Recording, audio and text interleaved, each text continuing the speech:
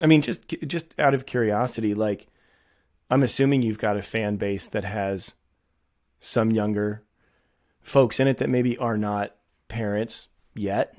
Um, and I wonder how they're kind of reacting to some of this material. Do you ever kind of get feedback, like Yeah. from that section, from that part of the audience? Like, are they connecting with it, like maybe in their own way, or? It's a really great question, and it's a really astute observation. And I've come to realize culturally, I've my whole life, it was always like, even growing up, I was always the little kid tagging along with my brother and the older kids, and simultaneously the oldest kid amongst people younger than me. I've always walked that line.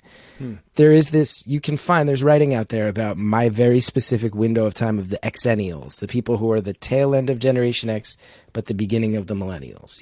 Like my brother's only 2.5 years older than me.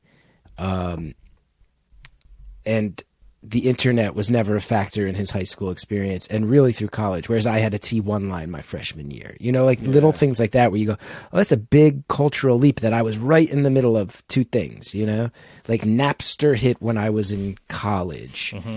And then by the time I was out of college, we were at the beginning of so much stuff that's now. It's weird. So my work kind of walks that same line where it's perpetually been...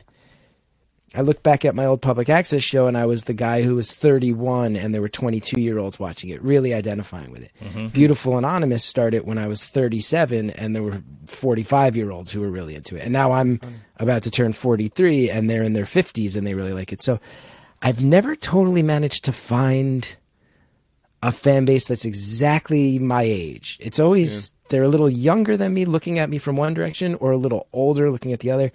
And I've had many frustrated agents who have said, like, if we could just put all the people who like your separate things together, you'd have a really great, reliable fan base. But unfortunately, I have all these little fragments of people who like me for different reasons. And I will say some of the younger people who knew me as like the wild public access experimental guy, they have moved on with their lives.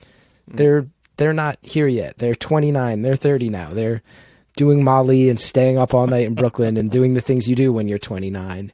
And I'm an old guy to them now, and I'm lamer and cheesier, but I do have great confidence that in 5 years, they're going to find my more recent work and they're going to go, oh, okay, now we really get it. Now we really get it. Hey friends, please like, subscribe, and hit the notification bell.